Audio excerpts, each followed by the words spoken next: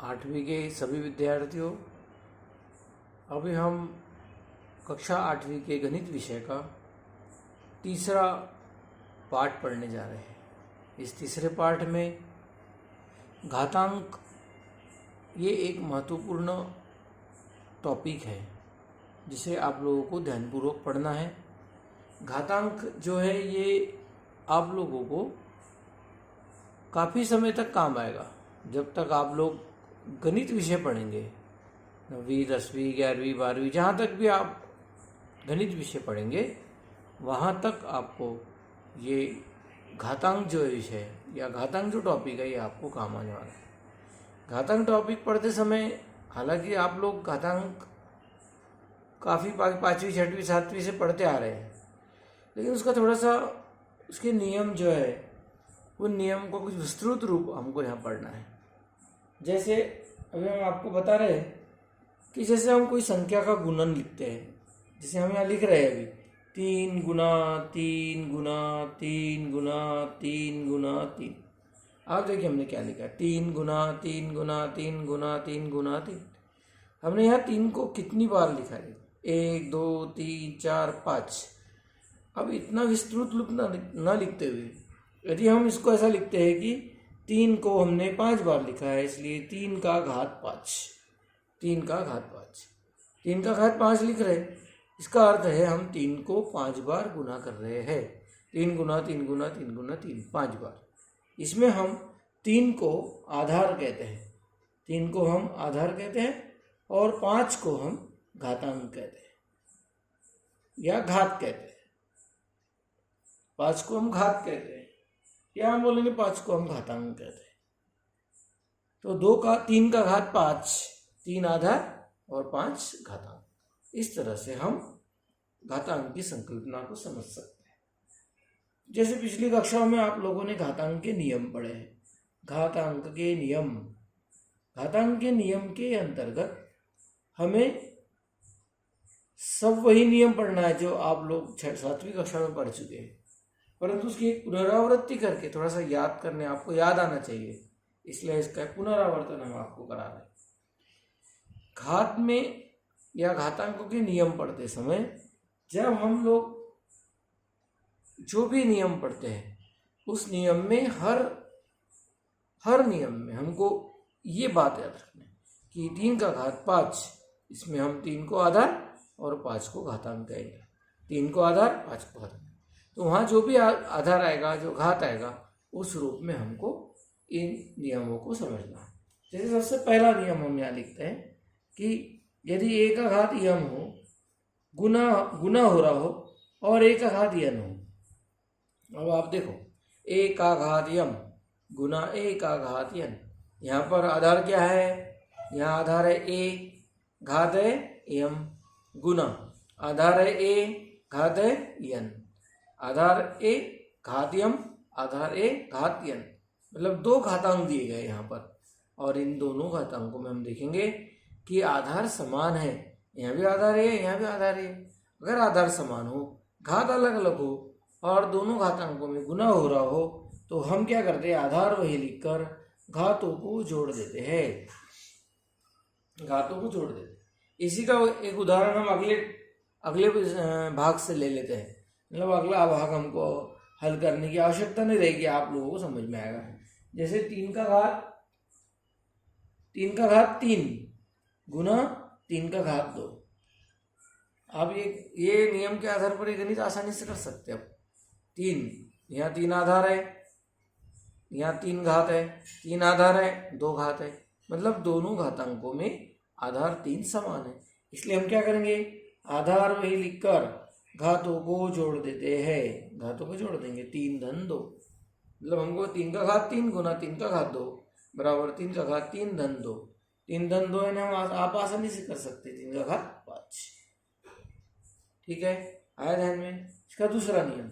अब दूसरे नियम पर आप ध्यान दो कि जैसे पहला नियम अगर गुना का है तो दूसरा नियम भाग का होगा, और उसको लिखते समय हम इस तरह से लिखेंगे, a का घात m भागीला a का घात n। अगर a का घात m भागीला a का घात n हो तो हम आधार वही लिखकर घातों को घटा देते हैं। ये दोनों में अंतर देख लो दोनों नियम में। अगर भाग है तो घातों को घटा देते हैं, अगर गुना है दोनों घातांकों में गुना हो रहा है तो घातों को जोड़ देते हैं। इसका भी एक उदाहरण ले लेते हैं। जैसे 4 का घात 8 भागीला 4 का घात 5, 4 का घात 8 भागीला 4 का घात 5। अगर इस तरह से है तो आधार वही लिख कर यानी 4 लिखेंगे और घातों को घटा देंगे। 8 में से 5 घटा देंगे, 8 में से 5 घटाएंगे, हमको 4 का घात 3 मिल जाएगा। इस तरह से हम ये दूसरा नियम समझ सकते हैं। तीसरा नियम है घातांक में, यहाँ पर जो तीसरा नियम है वो है a का घात m का घात n, a का घात m का घात n, a का घात m का घात n होता है। तो यहाँ देखिए ये आधार है, ये घात m है और इन सब का घात n है। ऐसे समय आधार वही लिखकर घातों का गुना करते हैं, घातों का गुना करते हैं। तो a का घात m का घात n बराबर a का घात m गुना n करेंगे। इसके बाद इसका हम उदाहरण भी ले सकते हैं। यदि आप लोगों को उदाहरण पढ़ना है तो ऐसा ले सकते हैं कि 5 का घात 4 का घात 3, तो हम इसको लिखेंगे 5 का घात 4 गुना 3, 4 में 3 से गुना करेंगे, हम लिखेंगे 5 का घात 12, 4 दिया 12। इसके बाद इसका चौथा नियम देखो, घातांक का चौथा नियम है कि यदि a गुना b का घात m हो, a गुना b। अब यहाँ ध्यान देना है हमको, ये नियम में और ये नियम में अंतर है। यहाँ दो संख्याओं का गुना हो रहा है और उनका घात m है, तो a गुना b का घात m है, तो हम ऐसा लिख सकते हैं a का घात m गुना b का घात m। एक उदाहरण ले लो, जैसे यहाँ लिखेंगे 4 गुना 5 का घात 3, तो हम लिखेंगे 4 का घात 3 गुना 5 का घात 3। जैसा ये गुना का नियम है ऐसे ही भाग का नियम है। आप लोग तो पहले पिछली कक्षा में पढ़ चुके हैं इसको। इसके बाद हम पांचवा नियम, जैसे गुना का नियम किया हमने ऐसे ही भाग का नियम करेंगे। a बटा b का घात m, a बटा b यानी a भागीला b। जैसे a गुना b है, इधर है a भागीला b, a भागीला b का घात m हो तो हम लिखेंगे a का घात m भागीला b का घात m। यानी यदि एक संख्या का दूसरी संख्या में भाग दे रहे हैं और घात समान हो या घात m हो तो हम उन घातों को अंश और हर के रूप में लिख सकते हैं, या a का घात m भागीला b का घात m लिख सकते हैं। ऐसे ही उदाहरण भी ले सकते हैं इसका। जो अगर हम लेना है उदाहरण तो 5 बटा 7 का घात 4, अर्थात क्या लिखेंगे 5 का घात 4 बटा 7 का घात 4। अगला नियम देखो, इसी नियम को थोड़ा हम जल्दी जल्दी रिवाइज करेंगे क्योंकि ये नियम हम पहले पढ़ चुके हैं। यदि a का घात ऋणात्मक हो, अब ध्यान दें ऋणात्मक घात अगर हो, किसी संख्या का यदि ऋणात्मक घात हो तो उस घात को धनात्मक करने के लिए हम ऐसा लिखेंगे 1 बटा a का घात m, हर में लेकर आएंगे इस संख्या को और घात को धनात्मक कर देंगे। a का घात ऋण m बराबर 1 बटा a का घात m। यदि यहाँ पर 5 का घात ऋण 4 दिया है तो हम इसको लिखेंगे 1 बटा 5 का घात 4। इस तरह से इसको हम सरल कर सकते हैं। इसके बाद अगला नियम, अगर हमको अगला नियम पढ़ना है 7वां नियम, तो हम लिखेंगे कि यदि किसी भी संख्या का घात 0 हो, कितनी भी बड़ी से बड़ी संख्या हो, परंतु यदि उसका घात 0 हो, a का घात 0 हो, तो हमेशा उसका मान 1 आएगा, केवल 1। कोई भी संख्या रहो, 10,000 हो, 20,000 हो, 25 हो, 40 हो, 1000 हो, कितनी भी बड़ी उससे बड़ी संख्या हो, परंतु यदि उसका घात 0 हो तो उस संख्या का मान 1 आता है। जैसे अगर यहाँ पर 625 है, 625 का घात अगर 0, 625 तो हमको बहुत बड़ी संख्या लग रही है, परंतु अगर 625 का घात अगर 0 है तो हम इसका उत्तर 1 लिखेंगे। 625 का घात 0 हो तो उत्तर हमें 1 लिखना है। इस तरह से हम घातांक के एक और नियम की ओर बढ़ेंगे। एक नियम है कि यदि a बटा b का घात ऋण हो, ये नियम और ये नियम इन दोनों में अंतर है कि यदि a बटा b का घात ऋण हो, अगर घात ऋणात्मक हो तो उसको धनात्मक करना है। धनात्मक करने के लिए हमको यहाँ क्या करना है, a बटा b को b बटा a कर देना है। तो b अनुपात यह है b बटा a का घात m, धन m हो जाएगा। क्या चेंज किए, ध्यान रखो, a बटा b का घात ऋण m हो तो उसको उस घात को धनात्मक करने के लिए हम b बटा a का घात m करेंगे, b बटा a का घात m, a बटा b। ऐसा उदाहरण भी ले सकते हैं, 3/7 का घात ऋण 5 हो तो हम लिखेंगे 7/3 का घात 5। 3/7 का घात अगर ऋण 5 हो लिखेंगे 7/3 का घात 5। इस तरह से घातांक के ये 8 नियम आप लोग आसानी से समझ सकते हैं। एक बार और रिवीजन करते हैं। एक गुना a का घात m गुना a का घात n हो तो एक आधार समान हो, घात अलग अलग हो, आधार वही लिखकर घातों को जोड़ देंगे। आधार समान हो, घात अलग अलग हो और दोनों घातों में भाग दे रहे हैं तो उसे आधार वही लिखकर घातों को घटा देंगे। यदि a का घात m और उस पूरा घात का घात n हो तो घातों का गुना करेंगे, a का घात m गुना n लिखेंगे। यदि दो संख्याओं का गुना हो रहा है a गुना b और उसका घात m हो तो हम a का घात भी m लिख सकते हैं, b का घात भी m लिख सकते हैं। जैसे गुना का नियम है ऐसा ही भाग का नियम कि a भागीला b का घात m हो तो हम a का घात भी m लिख सकते हैं बटा b का घात भी m लिख सकते हैं। अगर किसी संख्या का घात ऋणात्मक हो, a का घात ऋण m हो तो उस घात को धनात्मक करने के लिए हम 1 बटा a का घात धन m लिखेंगे। और यदि किसी संख्या का घात शून्य हो, किसी संख्या का घात शून्य, कितनी भी बड़ी से बड़ी संख्या हो और उसका घात शून्य हो तो हम उसका मान हमेशा 1 लिखेंगे।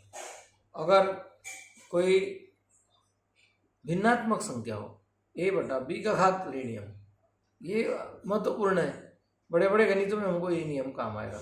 a बटा b का घात अगर ऋणात्मक हो तो उस घात को धनात्मक करने के लिए हम इस पूर्णांक को, इस संख्या को उल्टी कर देंगे, अंश की संख्या हर में, हर की संख्या अंश में लिख देंगे। a अनुपात b है, a बटा b का घात ऋण m हो तो b बटा a का घात m करेंगे। इस तरह से ये घातांक के 8 नियम और इन नियमों पर आधारित, प्रत्येक नियम पर आधारित एक एक उदाहरण हमने आपको समझाया। इसी के अंतर्गत यहाँ जो टॉपिक दिया थोड़ा याद करें, उसके अंतर्गत यहाँ पर दिया गया है कि कुछ नियम का उपयोग करके चौखट में उत्तर लिखिए। अब आप इन नियमों को और हमारे समझाए हुए उदाहरणों के आधार पर ये पूरा जो तीसरा भाग है इसका ये पूरा कर लेंगे, अवश्य कर लेंगे, ठीक है। इसके बाद हम पढ़ने वाले हैं परिमेय घातांक वाली संख्या।